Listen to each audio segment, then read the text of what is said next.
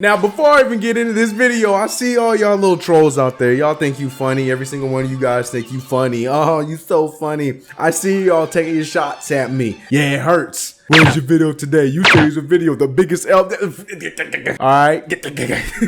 Yo, I apologize. My last video that was supposed to come out the day after that, those two videos, I think Thursday or Friday, whatever it was, that's just how long ago it's been so I put this video out. That video was gonna be basically on the Mikal Bridges workout, but then we had all the workouts that we had this past weekend, so I figured I just put them all into one video. But this one is more important because the draft is a few weeks away, so I wanted to officially send out my mock draft 2.0. Even though this is my first full mock draft, I'm going to be doing something different. I mean, normally this is a Knicks channel. This still is a Knicks channel. This will technically be a Knicks video, but I also want to put my prediction, since we're going to be streaming it, we're going to be talking about it in the stream. I want to put my prediction for the first 15 picks in this year's NBA draft 2018. You get your popcorn, get everything ready, get ready for the L's, get ready to yell at me, get ready to agree, get ready to say what I'm doing wrong. Here comes the mock draft. Now, going number one to the Phoenix Suns, I have, no doubt, DeAndre Ayton. Now, this, for me, a long time ago, I thought it would have been Luka Doncic because of the hiring of their coach who had coached him overseas and rah. I felt like he would have been a good fit, but then I thought to myself, there's too many guards in Phoenix, and they have a lot of bigs, but a lot of bigs that just haven't been panning out, like Alex Len. They got the veteran Tyson Chandler, who's been playing very well for them, but can only play well for so long. Dragon Bender hasn't been great. Marquise Chris hasn't been, up to par. I think he's a great player. I think he just needs to be on a better team, Marcus Chris. DeAndre Ayton would easily go in there and slot and just be a great partner to Devin Booker. And I feel like they should keep the Tyler Ulis project going because he's been very well for them. I just feel like it just all falls in place and makes the most sense. He played at Arizona, rah. Let's not talk too much about it. Number 2 overall, here's where I start messing everything up. Now, number 2 overall for me, I think the Sacramento Kings are going to go with Marvin Bagley. Now, I know on a lot of people's mock draft, they have Luka Doncic going here or at number 3. For me, I got Bagley going at the 2. One of the weakest points for this team is they don't have a true forward that can score the ball. Now, they have Scal,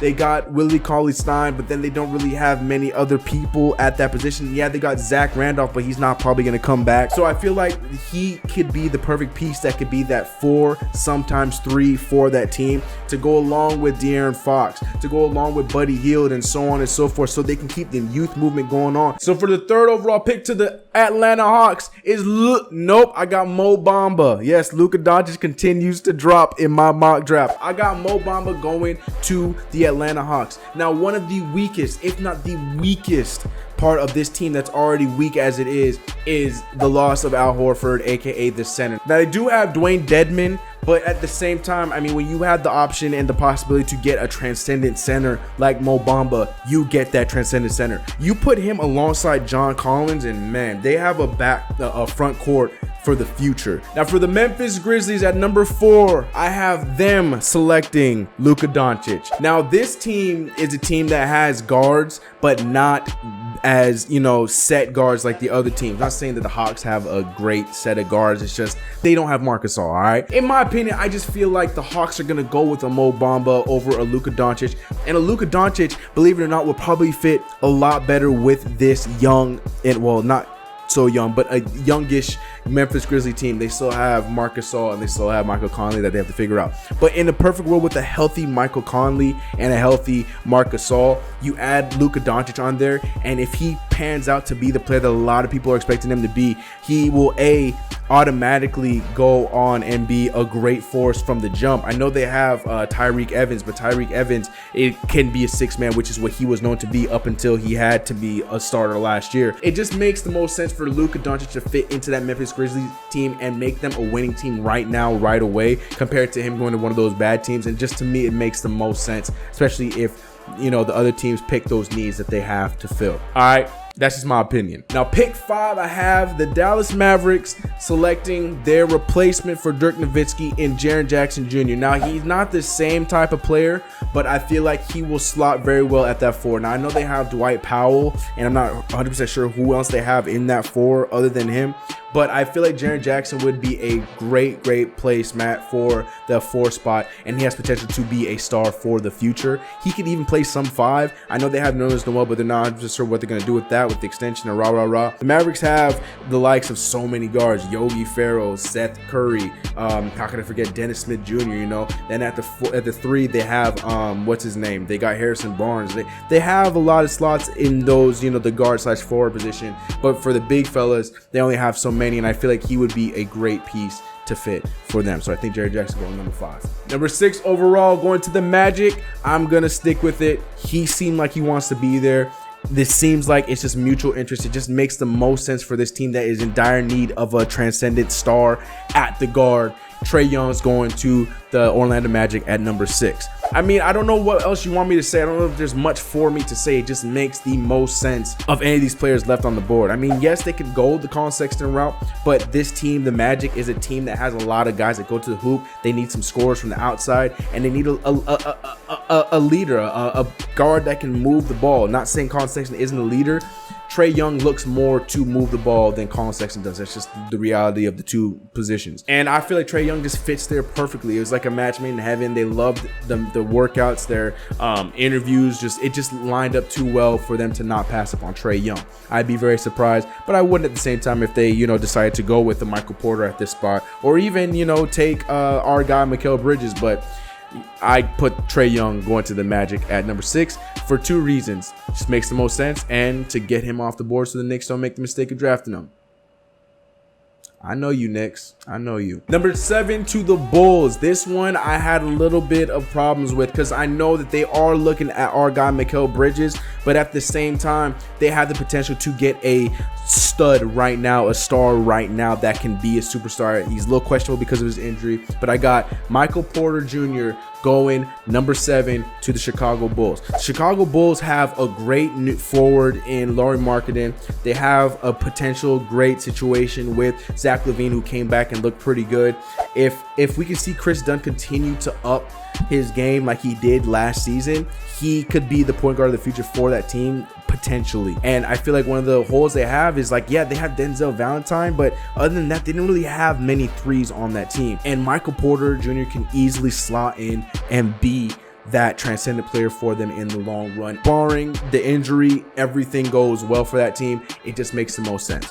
Mikal Bridges is also very capable of going right here as well because he does the same thing. But if they want to go the defensive route, he would be their best option. But I'm going to assume that they want to go with a star. They want to get a guy that's going to be a transcendent player. They'll go with him. But again, Mikal Bridges is also potentially can go here, but I'm going with Michael Porter Jr. Now for the just freshly swept Cleveland Cavaliers, who have the number 8 overall pick, I put them getting Colin Sexton.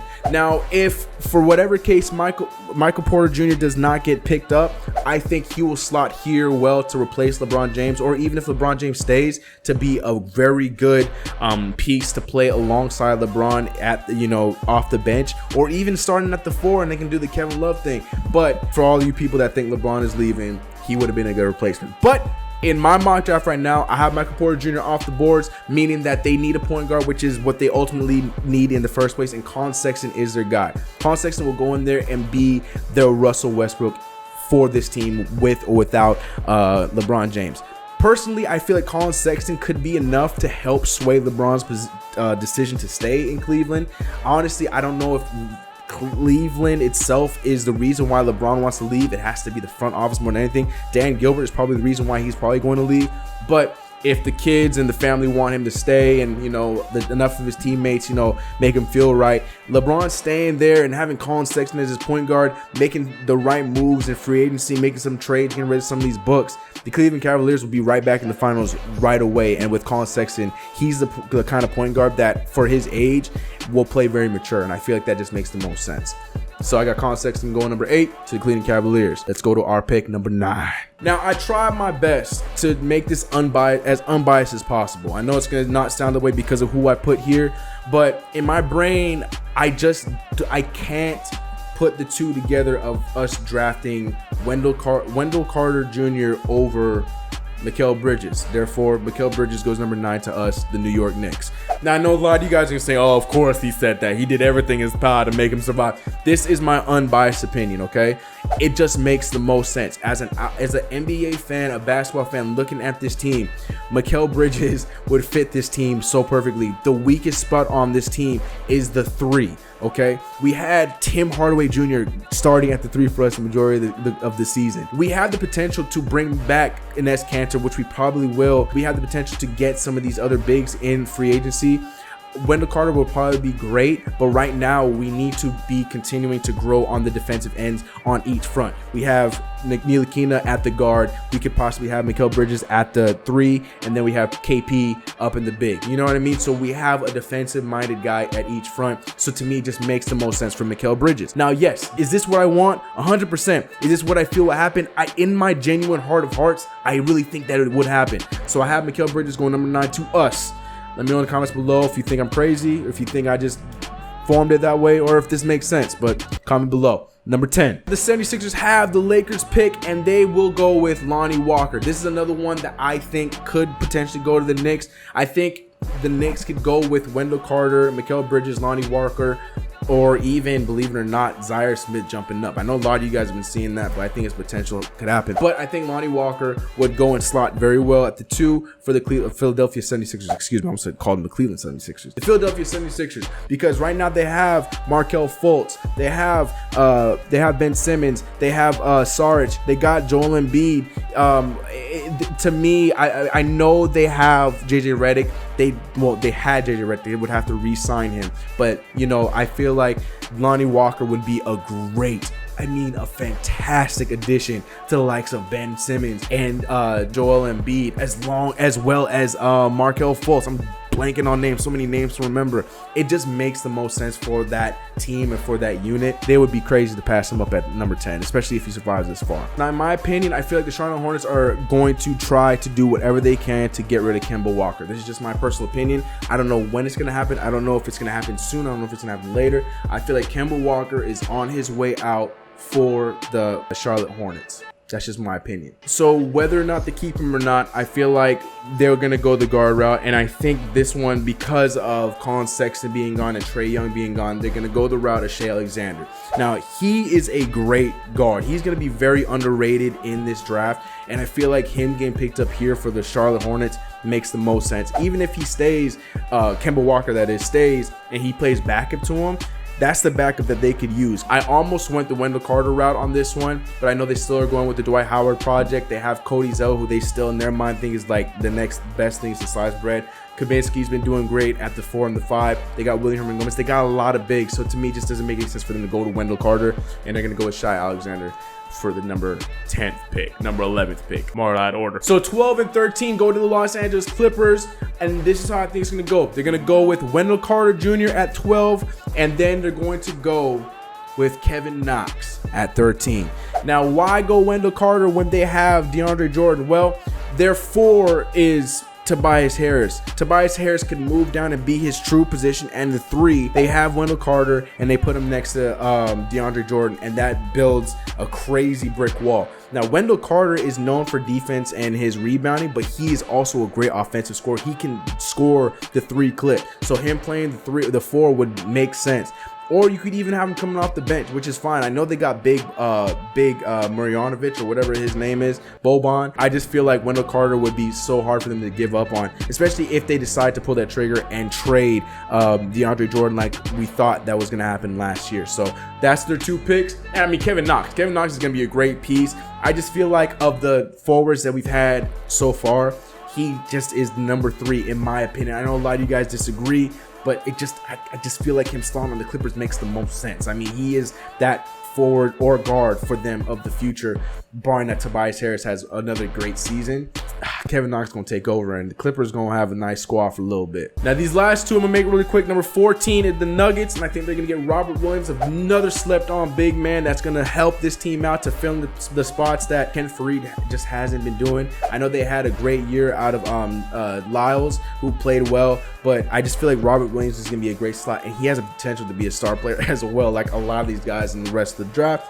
And then number 15, the Wizards are going to go with Zaire Smith, in my opinion. He's a 2. They need a 2 off the bench that is athletic and that can also get them points. Zaire Smith has not impressed me much with his jump shot, even after the college season is finished. But I feel like he has potential to do something great for this team. So I think Zaire Smith's gonna go 15 to the Wizards. Now this video went on long, but I need to know how you guys feel. Do you think I'm crazy? Do you think I misordered this thing completely? I'm not surprised if you do, but this is my mock draft 2.0 and this is my opinion. But this is what the comments are for. You know I'm gonna be in there looking at y'all comments. Let me know how you feel. Let me know if you agree, disagree, who you would switch with. Let me know. This is the 2.0. There might be a 3.0 before the draft. We'll see. But this is my 2.0 draft. Let me know what you think. I love y'all so much. Really, the support. You guys have been killing it. We're almost at 800 followers on Twitter. So don't forget to go and follow me on Twitter. A lot of you guys have been giving me some funny DMs and comments on my Instagram. Go hit me on Instagram. And as always, don't forget to subscribe to the channel. If you haven't already, you got this whole video, you haven't subscribed? Subscribe, baby. Subscribe. I'm losing my voice. We've been talking for so long. We go for that 3K, yo. We almost at 3K. I'm going to be in E3 this week for any of you gamers. So my other channel, my main channel, CKTV, is going to be flooded with videos this entire week, meaning that this channel might be pushed back to 2 videos this week, including this one. So I'm gonna try my best, but go subscribe to the main channel. I'm gonna be up. I'm out there. New vlog is up right now. Go show it some love. I appreciate y'all. Catch you in the next one. We out of here. Let's get it.